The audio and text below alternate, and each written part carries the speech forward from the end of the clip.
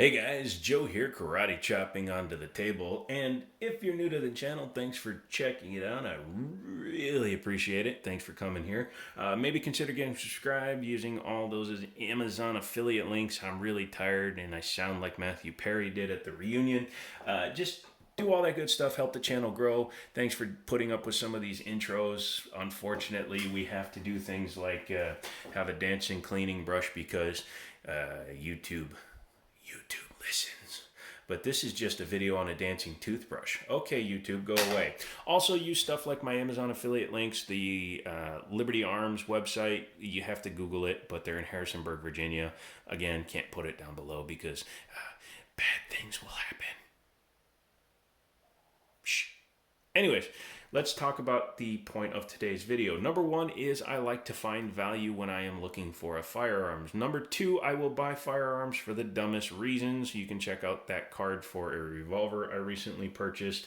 Number three is if they're just pretty and they look so damn special and I need to buy them. Such as this gold Canik TP9. Okay, I'll stop with the voice. There's a reason for that, but let's take a look at the box first. Canik gives you a ton of stuff for your money. In fact, this guy, you can't buy this one. I bought it. But this one has a retail of $379. $379 for a carryable, nice-sized, striker-fired semi-auto pistol, but it also comes with cool stuff. You get an extra backstrap just in case you don't like the way it feels. You get a nice rod for your swabs. You get a nice cleaning brush now that you can see them in the frame here. You get your owner's manual and stuff in there. You get a dang holster. Goes onto your belt. It's external, but it's nice. It's made for the gun. You don't have to spend another 20, 30, 40, 50 million dollars at the shop. Comes with your trigger guard lock. Take it or leave it. I don't care. They're okay or they suck. Your choice. You get a little baggie in here. Nothing that you can snort. However, it does have stuff like a Allen key as well as a rear grip panel. This is an extension or a punch for pushing it out. The Glock actually gives you a longer one to fit in the back of your back straps. Hey, look, there's a Glock. We'll be looking at that in a minute. But this one is just used to push out the retaining pin. You also get two magazines. Two of them. That's like twice the number of one. That equals two. You also get a display magazine that does not come out. I'm just kidding. These are very decent mags. 18 plus nothing, because I like to say that 18 rounders, so the gun is 18 plus one. However, excuse me. Excuse me again. These will interchange with the TP9 SFX mags, which have a +2 base pad. Wow, these words are not coming out. It's not COVID. I'm fully vaccinated, I promise. But you can get 20 rounders. They even sell Canik 30 rounders. I'm pretty sure these are Metgars. Yeah, check that out. The big word, Metgar, right on there. And they come with what is a laughable speed loader. I'm okay with them, but I prefer a Uplula, Maglula, or whatever's in my Amazon affiliate links. But as I said, lots of stuff in here for the money.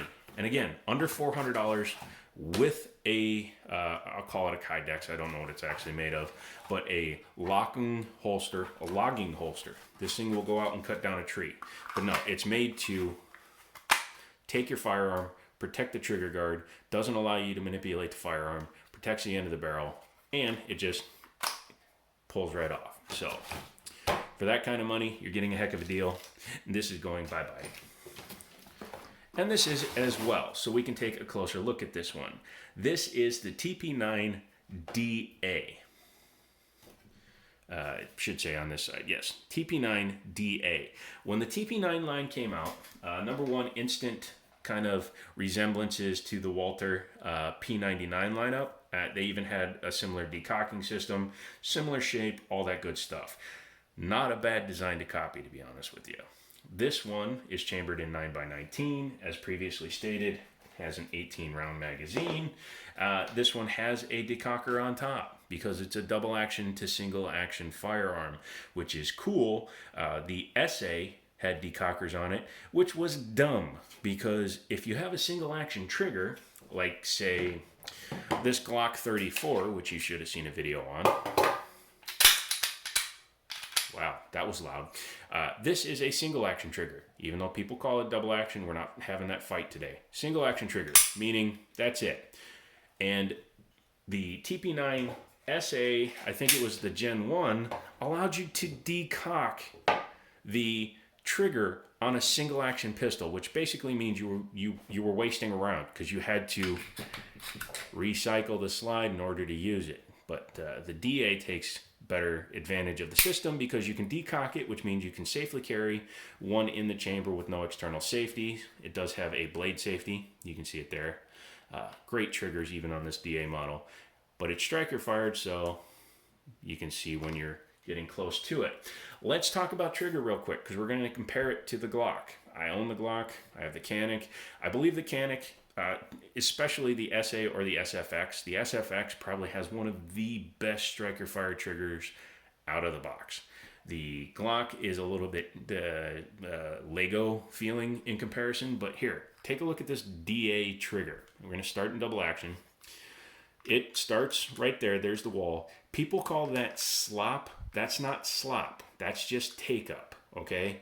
Slop would be is as you're pulling it through, you can feel the trigger doing something funny or it's dragging. That's take up. You get used to that. But in double action mode, you just pull straight through all the way to the back and it fires the gun. And if you don't have a round in there, it's going to reset back into double action mode. So that pull, your starting pull, is always going to be heavier. Think some CZs, some Berettas, guns like that.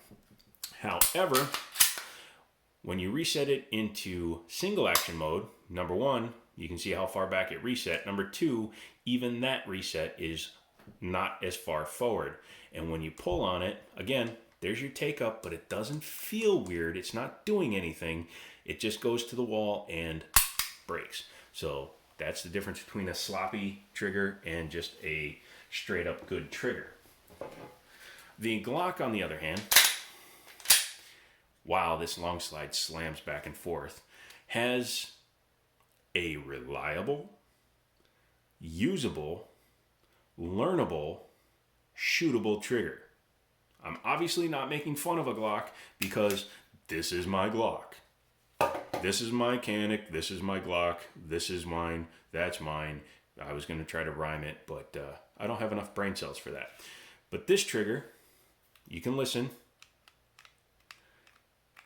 You can feel that. You see how it stopped and then it comes back to the wall. That's not take up because you can feel the trigger manipulating the striker in the back.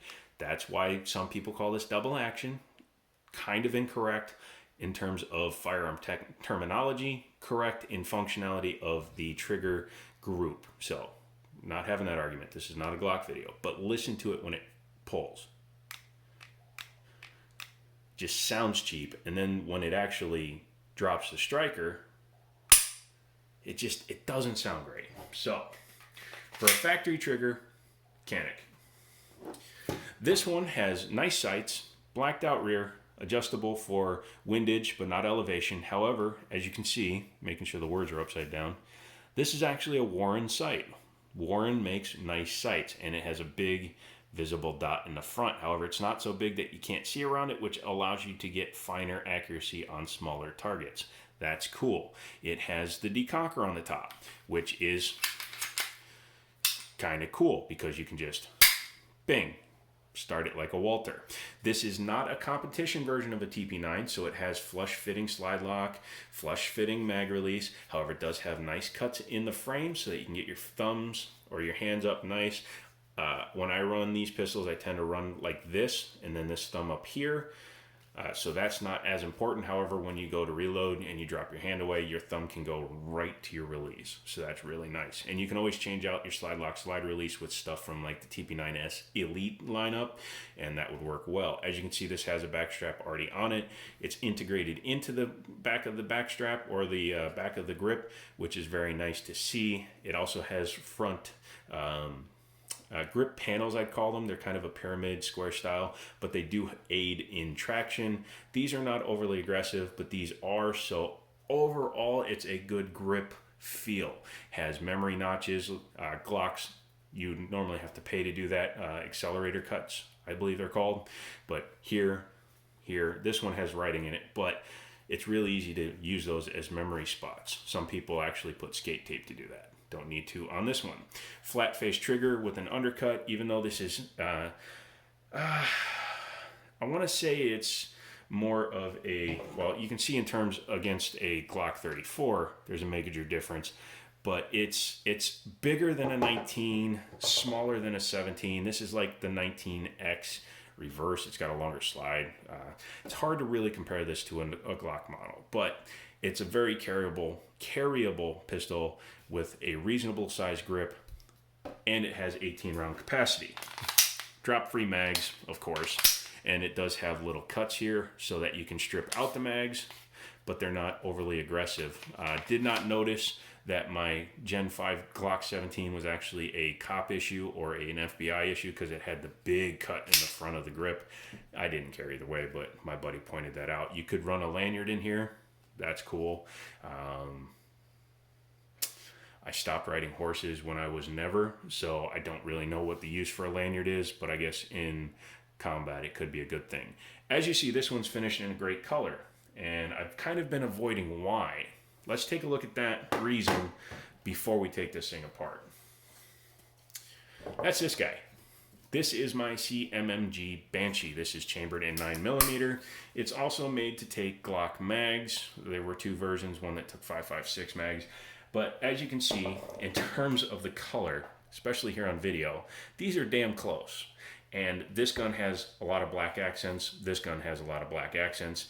They fit together well. I thought it was really cool, and I liked the bronze. So, yeah. It's a better excuse than a funny serial number, question mark? Anyways. Let's go ahead and take this bad boy apart. Drop the mag. Rack the slide. Nothing in there, so we don't have to worry about that. You have two tabs. It's kind of glocky, but these are actually easier to grab. Bring your slide back just a touch. Drop those down. Pull your trigger because it is striker fired, and you can kick the slide off the frame. Taking a look inside here, you can see that this was originally a black, I'm not sure if it's PVD, Cerakote, or Duracoat, but it was originally an all-black pistol that's been painted or up-colored. Nice captive guide rod, single rod. It's not a double or a triple like the Glocks are, but it's a high quality, and it looks to be a steel one, so that's good. Your barrel comes out just like most striker-fired guns, and as you can see, it looks a little glocky. Not bad. The etching on the serial number is probably not the greatest. And I noticed something that I'm going to laugh about later, but we'll ignore that for now.